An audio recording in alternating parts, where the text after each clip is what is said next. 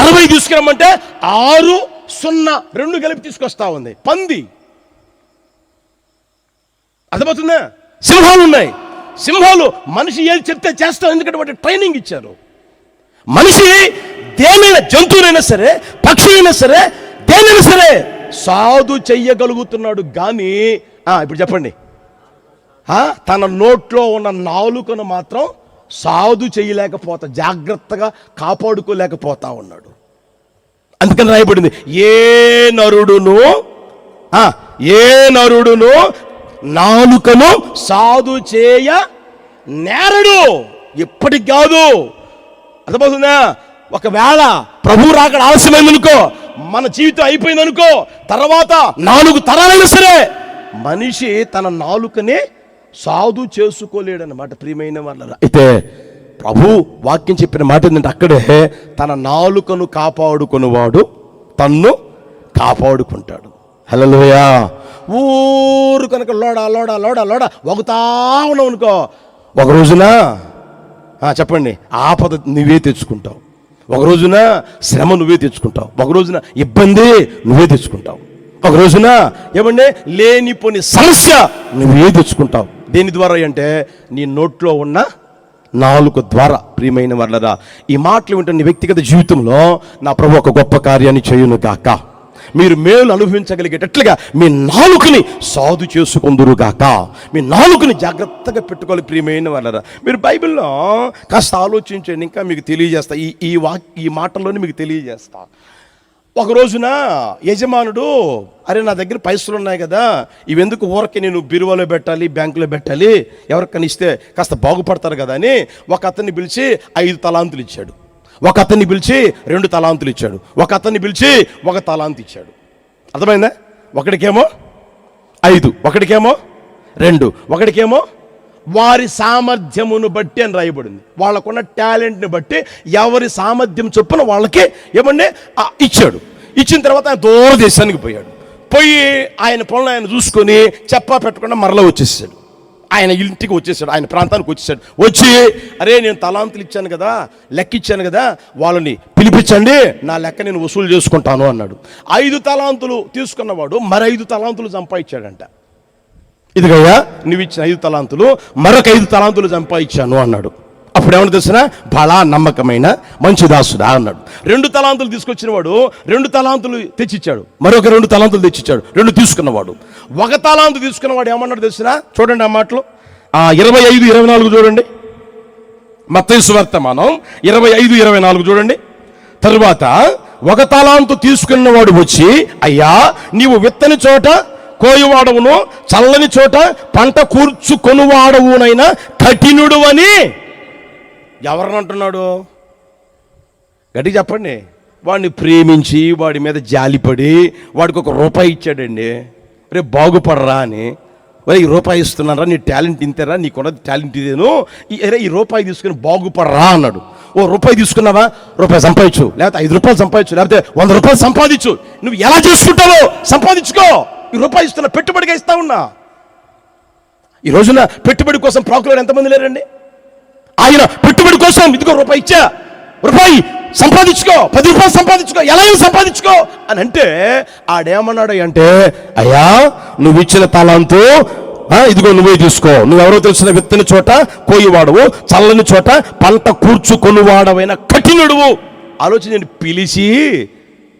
పిలిచి 1 రూపాయి ఇస్తే, 100 రూపాయలు ఇస్తే ఆ యజమానుడిని ఎంత మాట అన్నాడో గమనించండి. అర్థమవుతుందా? ఆ తర్వాత వాళ్ళనేమో బలా నమ్మకమైన మంచిదాసుడే అన్నాడు. ఈ మనిషిని ఏమన్నాడు తెలిసిన? మీరు చూడండి, బలా నమ్మకమైన మంచిదాసుడు అన్నాడా, సోమరివైన చెడ్డదాసుడా. 30 వచనం చూడండి, అక్కడే 30 వచనం చూడండి. పనికి మాలిన ఆ దాసుని వెలుపటి చీకటిలోనికి త్రోసివేయండి, అక్కడ ఏడుపును పండ్లు కొరుకుటయో ఉండుననెను. అర్థమవుతుందా? ఎవరంటే వాడు పనికి మాలిన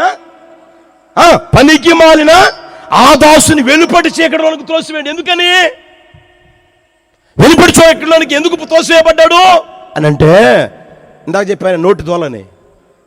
అర్థమవుతుందా? నువ్వెవరివి? విత్తని చోట కోయిన వాడువు, ఆ తర్వాత కఠినుడు అని నాకు తెలుసయ్యా. దోల, నోటి దోల అన్నమాట. అతని నోటి దోలే, అతని నోటి మాటే అతనికి తీర్పు తీర్చింది. అతన్ని ఏమంటే నోటి దుడుకుతనమే తీసుకుపోయి వెలుపటి చెక్కలో పడవేసింది. ఎవరో కారణం కాదు, ఎవరో చేయలే, అతన్ని ఎవరో ఏదో చేయలే.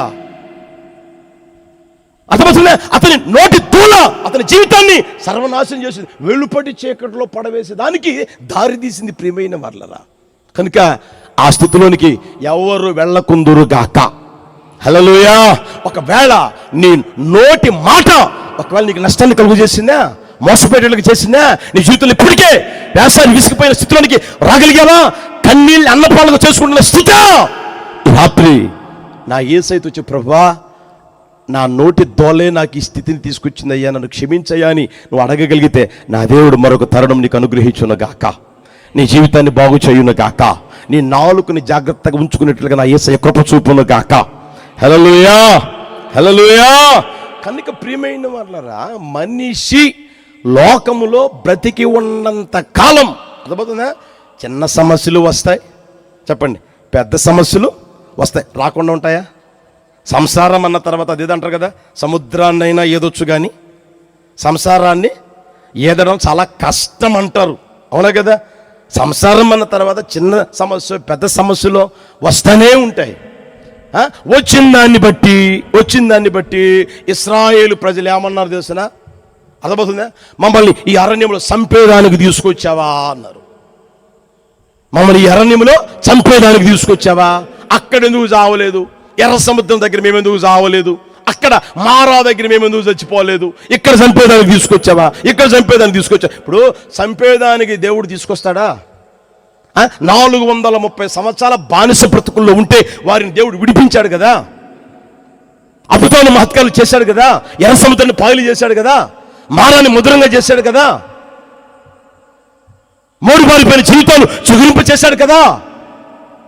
ఏమండి అక్కడికి వచ్చేసరికి వాళ్ళు అంటారు, ఇక్కడ చంపేదాన్ని తీసుకొచ్చావా, ఎర్రను చంపేదాన్ని తీసుకొచ్చావా అంటా ఉన్నాడు.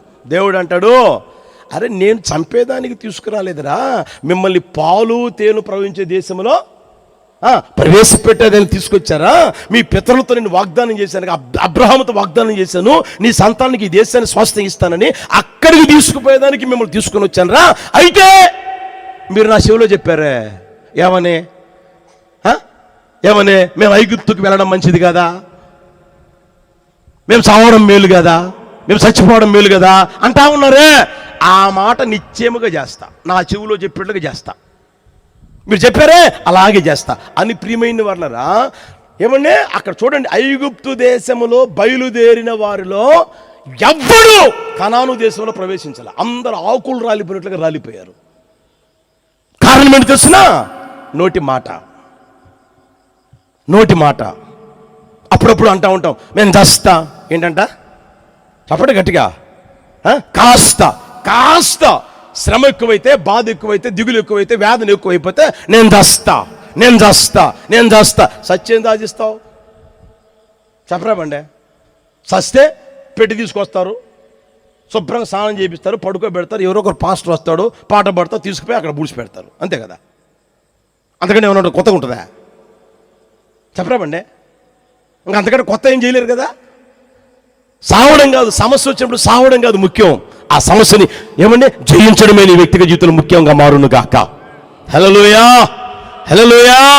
సమస్య వస్తే చనిపోవడం కాదు నీకు ముఖ్యం ప్రియమైన వాళ్ళరా. సమస్యని నువ్వేం చేయాలి? జయించగలగాలి, ఆ సమస్యల నుంచి విడుదల పొందగలిగి ఆ స్థితిలోనికి రాగలగాలి. అట్టి కృప ప్రభు దగ్గర నువ్వు పొందుకోగలగాలి. నా యేసయ్య నిన్ను విడిచిపెట్టేవాడు కాదు. నీ తల్లి మరవచ్చు, నీ తండ్రి విడిచిపెట్టవచ్చు, ఎవ్వరు విడిచిపెట్టినా నా యేసయ్య పొరపాటు కూడా నిన్ను విడువను అన్నాడు, నేను నిన్ను మరువను, మరిచిపో జాలన్నాడు ప్రియమైన వాళ్ళరా. కనుక నీ వ్యక్తిగత జీవితంలో నువ్వు అది గుర్తిరగలగాని నేను చేస్తా అని అలాగంటా ఉన్నావు అనుకో, ఒక రోజున అదే కదా చివరి రోజు, ఇక మనిషికి చివరి అదే కదా, అంతకంటే ఏమైనా ఉందా ఈ లోకంలో నేను చెప్పేది. కనుక ప్రియమైన వాళ్ళరా, ఎప్పుడు దాన్ని పలకరించమాకండి, ఎప్పుడు ఆ మాట అనమాకండి ప్రియమైన వాళ్ళరా. నువ్వు చేయవలసిన పని తెలిసినా, ఎంత సమస్య వచ్చినా సరే నా యేసయ్య ఉన్నాడు. హల్లెలూయా. ఎవరున్నారు చెప్పండి గట్టిగా. సనుక్కోకూడదు, గొనుక్కోకూడదు, సంశయాలకు చోటు ఇవ్వకూడదు. నన్ను పట్టించుకోవట్లేదు, వాళ్ళు నన్ను పట్టించుకోవట్లేదు, వీళ్ళు నన్ను పట్టించుకోవట్లేదు, ఏమండి మా అక్కే నన్ను పట్టించుకోవట్లేదు, మా నాన్న పట్టించుకోవట్లేదు, మా అన్న కూడా పట్టించుకోవట్లేదు, వాడికి ఏమి 4 ఇళ్ళు ఉన్నాయి, వాడికి ఏమి లక్షలు సంపాదిస్తున్నాడు, కనీసం నాకు ఒక 50,000 అందిస్తేనే బాగుపడతాను కదా అన్న మాట్లాడకూడదు. నువ్వు మాట్లాడకూడదు. నువ్వు నా యేసయ్య వైపు చూడు. ఆయన ఆకాశపు వాక్యాలను విప్పును గాక, పట్టజాల విస్తారమైన దీవెనలు కుమ్మరించును గాక. హల్లెలూయా, హల్లెలూయా. కనుక ప్రియమైన వాళ్ళరా, నీ వ్యక్తిగత జీవితంలో నీ నోటి మాట చాలా ప్రాముఖ్యమైనది. నువ్వేం మాట్లాడతావో అది పట్టుకుంటాడు. సైతాను కూడా అదే పట్టుకుంటాడు. చూడండి, అర్థమవుతుందా? మోషే అన్న ఆ మాటలు మనం గమనిస్తే ఏమండి, ఏదో ఆయన మాట వరుసగా అన్నాడు, ద్రోహులారా నేను మీకు నీళ్ళు ఇయ్యాలా అని. సైతాను గడు ఏం పట్టుకున్నాడు? అదే పట్టుకున్నాడు. అవునా? ఇంకంతకంటే ఏమైనా పట్టుకున్నాడా? ఒకసారి గుర్తెరగండి ప్రియమైన వాళ్ళరా. కనుక నోటి మాట నువ్వు ఎంత జాగ్రత్త కాపాడుకుంటావో ఆ నోటి ఫలము చేత మీరు తృప్తి పొందుదురుగాక. నోటి ఫలం చేత తృప్తిగా మేలు అనుభవింపన ప్రభువు చేయునుగాక. హల్లెలూయా, హల్లెలూయా. ఇంకొక మాట చెప్తాను చూడండి. సమూయేలు 2వ పుస్తకం,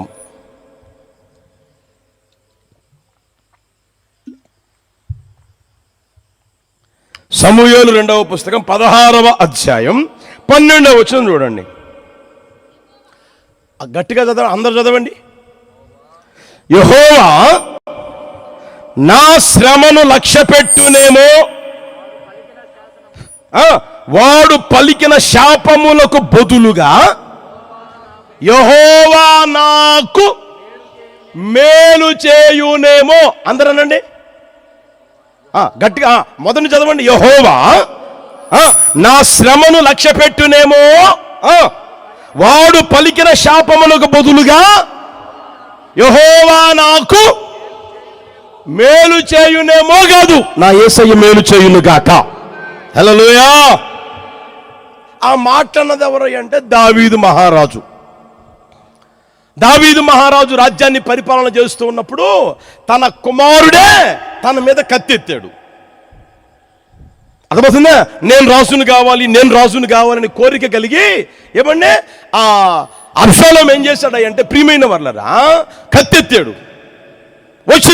అక్కడికి వచ్చిన ఏమండి రాజుగారి దగ్గరికి వచ్చిన ఆ తీర్పు తీర్చుకునే దానికి వచ్చిన వారిని తన పక్షంగా చేర్చుకొని ఏమండి అబ్షాలోము రాజు చిరంజీవిగును గాక అని కేకలు కూడా వేపించుకున్నాడు. రాజ్యాన్ని పరిపాలించే రాజుగా తీర్చిదిద్దబడిన ఆ స్థితి ప్రియమైన వాళ్ళరా. కొడుకు బుద్ధి తండ్రికి తెలుసు కాబట్టి, కొడుకు స్వభావం తండ్రికి తెలుసు కాబట్టి ఆ తండ్రి ఏం చేశాడు అంటే, ఒరే వాడి స్వభావం చిన్నప్పటి నుంచి నేను చూస్తా ఉన్నాను రా బాబు, వాడికి దొరికితే చిన్న లేదు పెద్ద లేదు వరుస లేదు ఏమి ఆలోచన చేయడు, చంపేస్తాడు రా బాబు, మనం వాడి చేతులు ఎందుకు చావాలి, మనం బయలుదేరి వెళ్దాం పదా అని కాళ్ళకు కూడా చెప్పులు లేకుండా ఏమంటే పరిగెత్తుకుంటా పోతా ఉన్నారు. దావీదుతో ఉన్నవారు కొంతమంది అలా బయలుదేరి వెళ్ళిపోతా ఉంటే షిమి అనే ఒకడికి ఏమీ తెలీదు. అర్థమవుతుందా? నిజం తెలీదు, అబద్ధము తెలీదు, జరిగింది తెలీదు, జరగని తెలీదు. ఆ వ్యక్తి ఏమన్నాడు తెలిసిన, మీరు అక్కడ చూడండి 8వ వచనం చూడండి.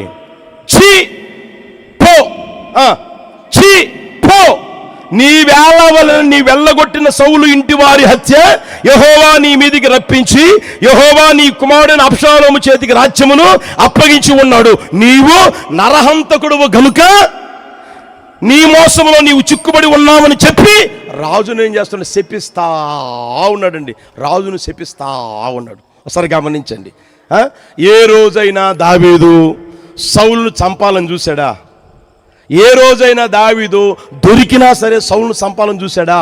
చంపాలని చూడాల. ప్రియమైన వాళ్ళ మేలు చేశాడు. అర్థమవుతుందా? అది తెలియకుండా ఈ షిమి ఏం చేశాడు అంటే, ఛీ పో దుర్మార్గుడా, నరహంతకుడా, నీవు యాలాలని సౌలు ఇంటి వారిని చంపేస్తావా? సౌలు ఇంటి వారిని నేను చంపాడండి, చంపల. అర్థమవుతుందా? తెలియకుండా శపిస్తా ఉన్నాడు. చీపో దుర్మార్గుడు, నరహంతకుడు, నువ్వు చేసిన దానికి ప్రతిఫలంగా నీకు ఈ గతి పట్టింది, నీ కుమారుని చేతిలోనే నువ్వు తరిమి వేయబడతా ఉన్నావు అన్న మాటలు మాట్లాడి ఎంతగా బాధించాడో, వేధించాడో, ఏమంటే ఎంతగా దిగులు పడ్డాడో, ఎంతగా వేదనకు గురైన పరిస్థితులు ప్రియమైన వాళ్ళరా. అలాంటి పరిస్థితులు కూడా దారిలో వెళ్తా ఉంటే ఆ ప్రక్కన వారు అంటారు, దావీదా నువ్వు ఊరికి కనుసైగి చేయి. దావీదుకి ఇరుప్రక్కల బలాఢ్యులు ఉన్నారు, నువ్వు ఊరికే కనుసైగి చేయి. వాడెంత, వాడి బతికంత, ఈ సచ్చిన కుక్క నిన్ను మాట్లాడమా, నీ గురించి మాట్లాడమా? ఈ సచ్చిన కుక్క నీ గురించి మాట్లాడమా? రాజ్యాన్ని పరిపాలించే రాసువి, నీ గురించి ఏమి తెలుసు వాడికి? నీ గురించి ఏం తెలుసుకున్నాడు, ఏమి ఎరిగాడు? ఈ చచ్చిన కుక్క నీ గురించి మాట్లాడమా అని నువ్వు సెలవి, మేము పోయి చంపేస్తామంటే, రే వాడితో మనకెందుకురా, నా కడుపును పుట్టిన నా కుమారుడే నన్ను చంపాలని చూస్తూ ఉంటే వాడు ఈ మాటలు మాట్లాడితే ఏమైందిరా? మాట్లాడిని ఇంకా ఈయన మాట్లాడి యెహోవా నా శ్రమను లక్ష్య పెట్టునేమో, వాడు పలికిన శాపమునకు బదులుగా యెహోవా నాకు మేలు చేయునేమో. హల్లెలూయా. ఇప్పుడు మీరున్నారనుకోండి, మీ ఇంటి పక్క వాళ్ళు ఒకవేళ శపించి, మీ ఇంటి పక్క వాళ్ళు అనరాని మాటలు మాట్లాడి, మీ ఇంటి పక్కన వాళ్ళు లేకపోతే తెలిసిన వాళ్ళు అయిన వాళ్ళు బంధువులు ఏమండి నోటికి వచ్చుటగా నిందించి, అవమానపరిచి, ఎగతాళి చేసి ఇలా చేస్తే నీ నోరు మౌనంగా ఉంటుందా? చెప్పలేమండి. భర్తే ఒక మాట అన్నాడు అనుకో, భార్య ఒక మాట అన్నదనుకో, అత్తమ్మే ఒక మాట అన్నదనుకో, తెలిసిన వాళ్ళు ఒక మాట అన్నారు, పెద్దోళ్ళు నీకంటే పెద్దోళ్ళు ఒక మాట అన్నారనుకో, నోరు ఊరుకుంటుందా? నేను చేశానా అంటారనరా? అది చూసిందా? వాడు చూశాడా?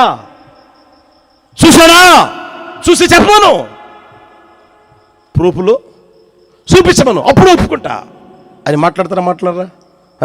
మాట్లాడడం కాదు, ఇక టాపు లేచిపోద్ది. ఆ బిల్డింగ్ ఉంటుందో ఉండదో కూడా తెలియదు. 4 గోళ్ల మధ్య నలిగిపోవాల్సిన ఆ సమస్య ఏమండి 4 రోడ్లకి వస్తుంది.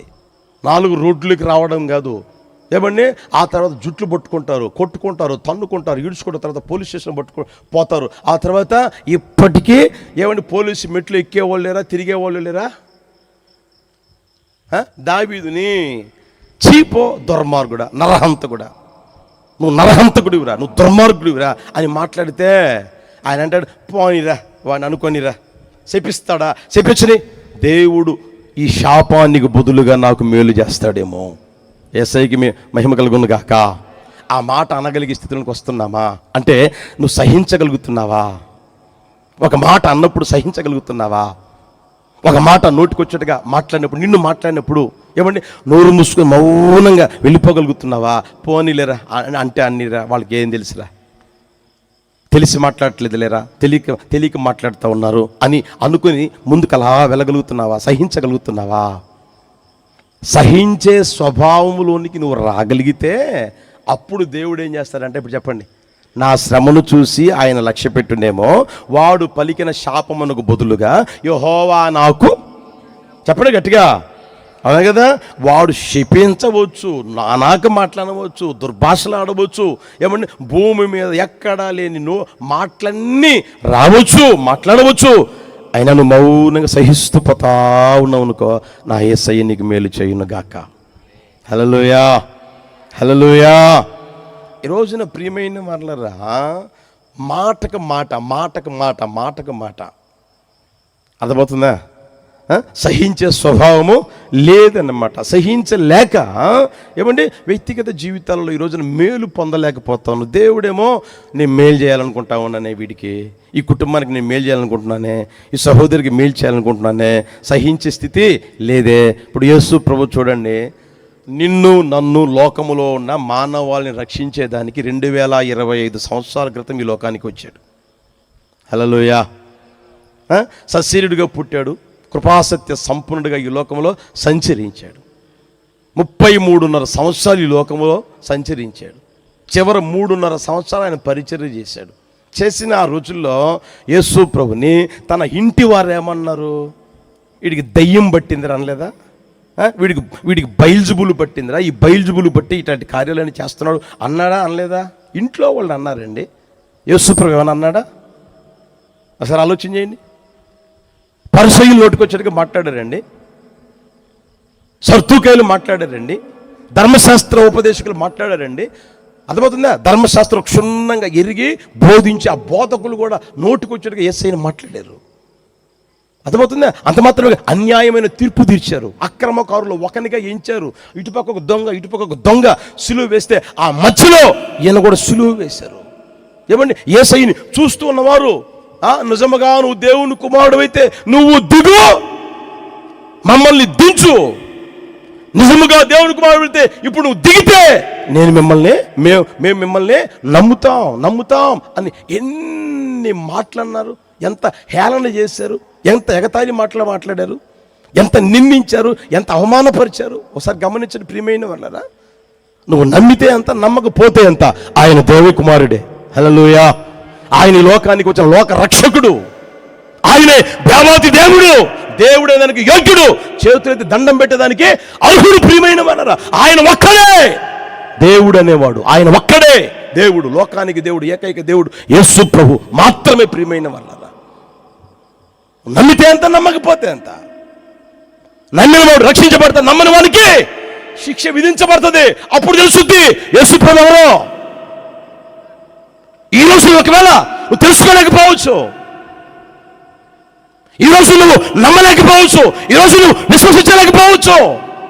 అయితే ఆయన ఎన్ని మాటలన్నా, ఎంత వేధించినా, ఎంత అనరాని మాటలన్నా, అపహసించినా, ఎగతాళి చేసినా, నోటుకొచ్చుడిగా దూషించినా ఆయన మౌనంగా ఉన్నాడు. సహించాడు.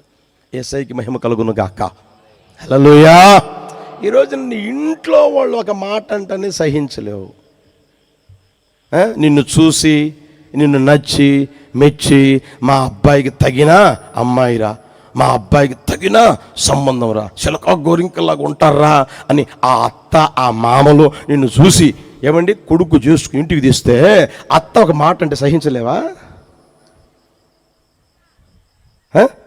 పెద్దోళ్ళు ఒక మాట అంటే సహించలేవా?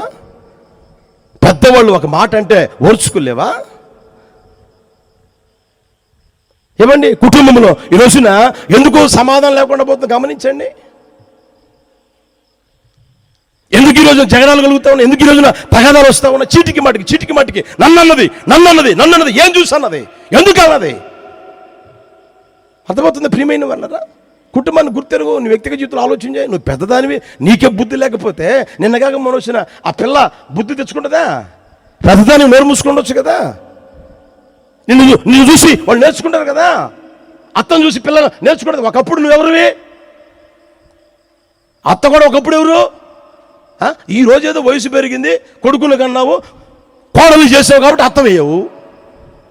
ఆయన కూడా ఒక రోజున కాదా. జాగ్రత్త, విత్తిందే కోసుకుంటారు ప్రియమైన వాళ్ళరా. ఏది విత్తుతారో అదే కోసుకుంటారు. కనుక పెద్ద చిన్న గురువు దైవం కలిగి నడిపించబడండి ప్రియమైన వాళ్ళరా.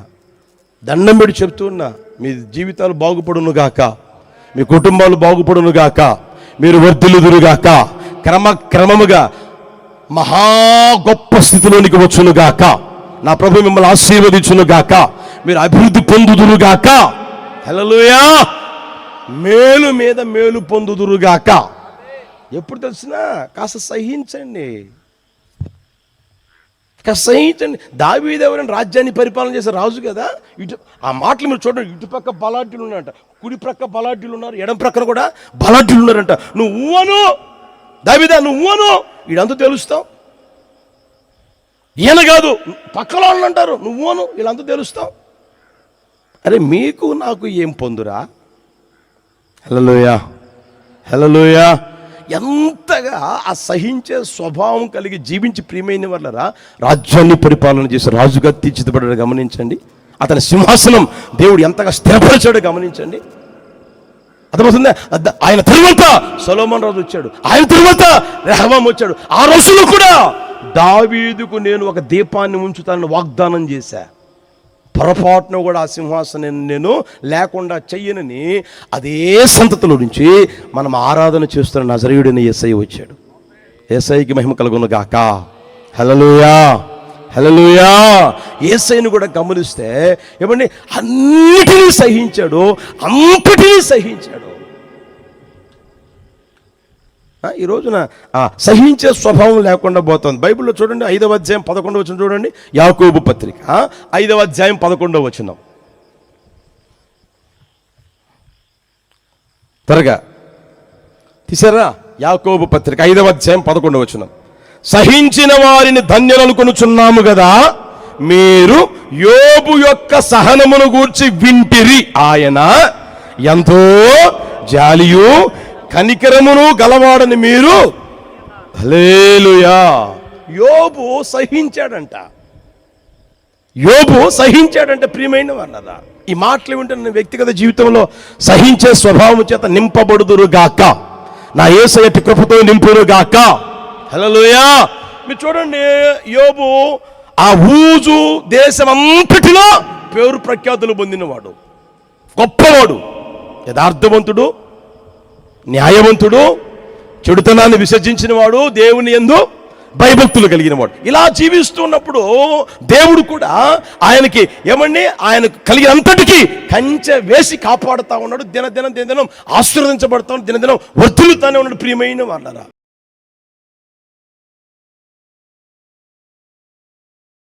జుంటెతేనే ధారల కన్నా యేసునామమే మధురం, యేసయ్య సన్నిధిని మరువజాలను.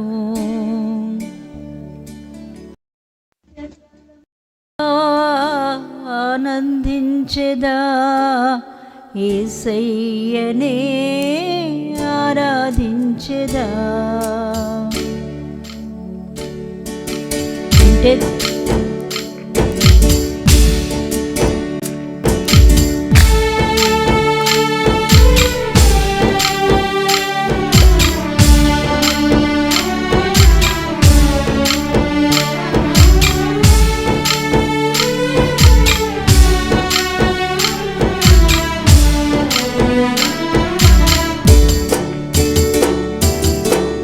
జుంటెతేనే ధారల కన్నా యేసునామమే మధురం, యేసయ్య సన్నిధిని మరువజాలను.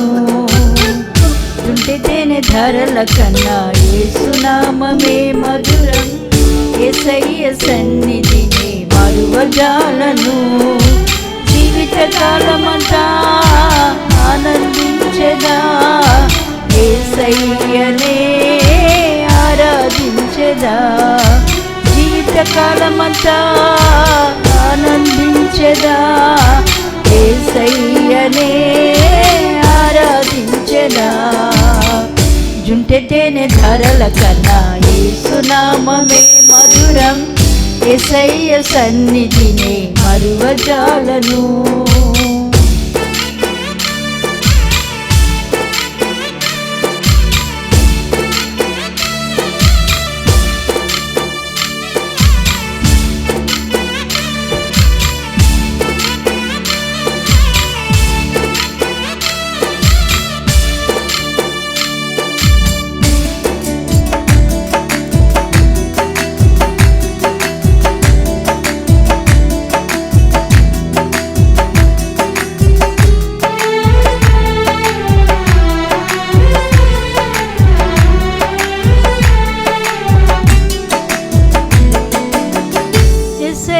నామమే బహు పూజనీయము, నాపై దృష్టి నిలిపి సంతృష్టిగా నన్ను ఉంచి. యేసయ్య నామమే బహు పూజనీయము, నాపై దృష్టి నిలిపి సంతృష్టిగా నన్ను ఉంచి.